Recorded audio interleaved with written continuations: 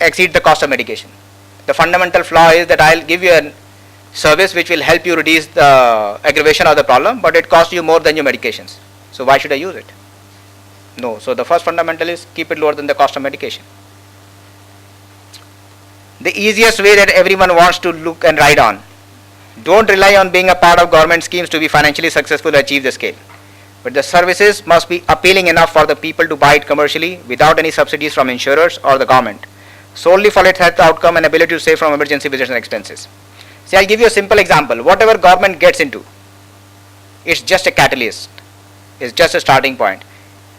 If all of us would have water purifiers in home, raise the hand how many people have water purifiers in home? Everyone. But you know the potable water is the responsibility of municipalities. Is it not? But do we rely on it? We go and spend and buy a water purifier because we believe this is better.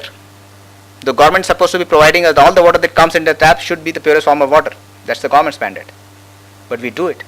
So anything that has a value, people will pay for it. And if government is doing, a lot of people in the healthcare domain say want to have PPP. I was a part of the PPP committee that Parvez Ahmed wrote the report. I used to tell him, unless the fourth P called profits will get in, no one is going to make it successful. You'll have to find the best way out. So make the fourth word P or get out of it. You are thinking of a cheap land coming in, trying to scale because of government patients. At the end of it, we know, no matter what people say, even, no offense intended, even Arogyashri is today bankrupt. They are not able to pay the providers the money they have to pay for attending to patients. And that was touted as the best scheme and probably had got an award, sometime. So you have to go to PPPs. People shouldn't ride on the government to think that they will be successful overnight because they have millions of patients coming because of government. But you have to be on your own. People should buy because of the outcomes, not because provided by the government or insurers. It's never going to work.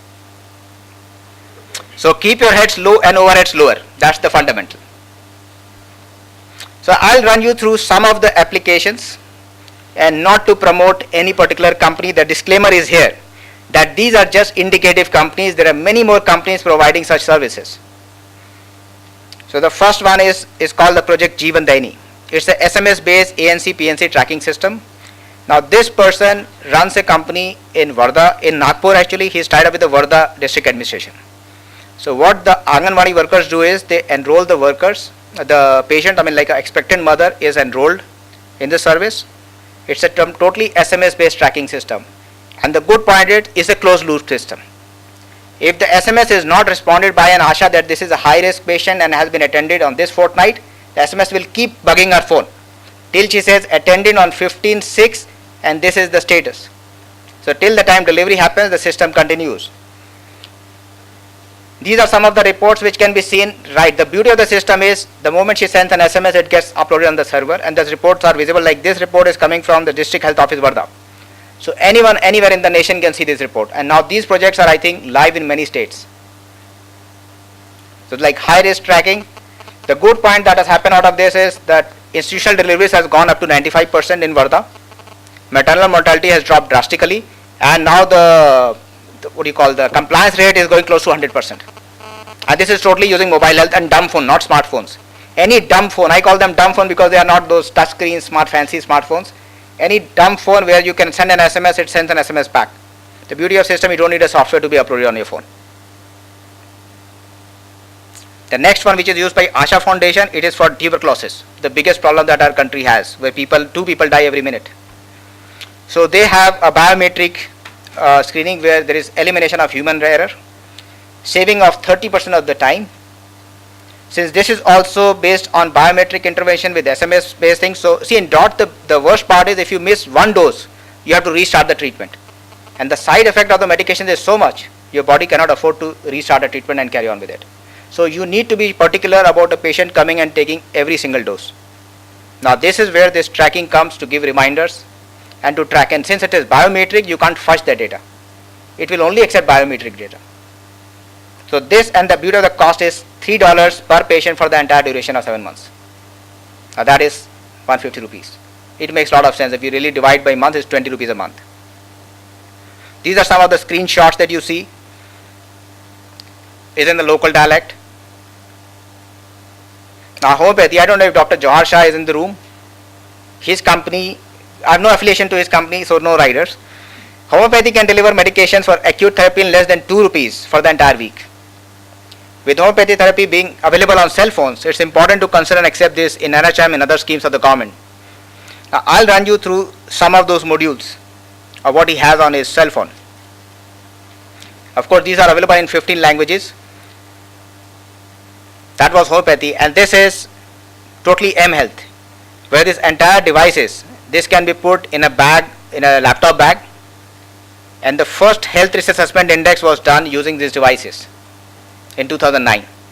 So one of the applications of mobile health is using for the entire health risk assessment.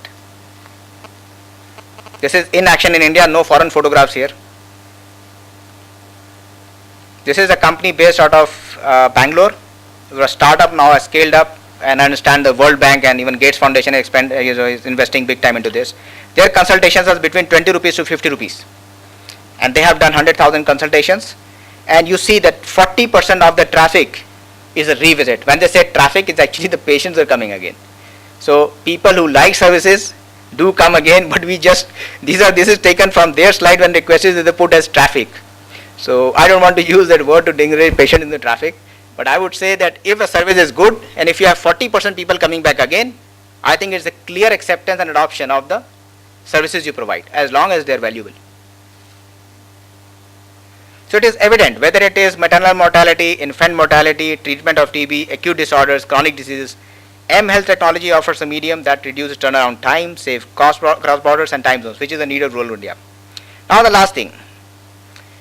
Today India has the right opportunity with 875 million mobile phones, 1.55 lakh post offices, 2.3 lakh gram panchayats, 8 lakh chemists, 2.2 million self-help groups with 33 million members. If we use these networks, involve self-help groups and train them with point of care diagnostics, connect to mobile devices for diagnosis and treatment, we will deliver a cost-effective and an impactful primary healthcare system for rural India. And trust me, those who are doing it, I had gone to Amethi to see, they don't use technology, they still use paper. Working with self-help groups, with just pictorial charts, they have brought down maternal mortality by 93%. And this is documented. It's the organization called Save a Mother. Of course, it is attributed to Rajiv Gandhi Foundation, so there are a lot of bytes around there. But the reality is when you go and see that, they have done commendable work. I was telling that person, I said, Dr. Ganju, why don't you use technology? You don't need to bring registers and show me what you did. If you had feed it in the mobile phone, it would be available anywhere in the world. Now, if these people use technology, the cost will be lower and more impact. People would get their information when they need it, not when someone comes and talks to them about a particular thing. The last point. I have always heard, not here, even I was addressing the same forum in Malaysia a few years back, that doctors are the biggest impediments to adoption of technology. Everyone says. Now I ask them only one question. When a latest stent comes, the first one to adopt is the doctor. A latest molecule comes, first one to adopt is the doctor. GE and Siemens wouldn't survive in the world if doctors didn't adopt the latest technology. 3 years back, I inaugurated a 64-slice CT scan in Institute of Medical Sciences, BHU in 2007. Now I think it's 1000 odd some slice CT scan. So if we say that doctors are the slow adopter of technology, sorry, I don't believe it. I think what is required is they believe in evidence. When you talk of mobile health, they are only worried about one thing, the security of data and the reports that get transmitted. And I said, we don't have any clinical evidence of what we do. We only want to sell and make business out of it. Try to come out with validated reports. I can bet you that this market would explode. We are just, for everything we go and blame a doctor.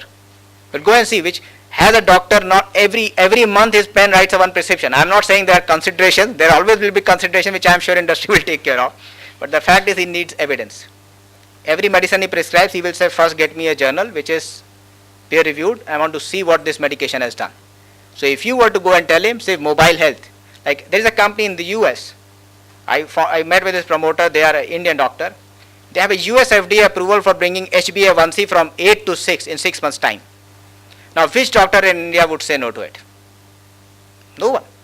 Because he has a clinical evidence. He has an FDA approval for it. I mean, he would go and tell you 10 papers to say, look, this is what we can accomplish. Tell me an Indian telemedicine company that can do that. So as long as you don't do that, go and curse the doctor. The day you do that, you wait and watch your growth. Thank you so much.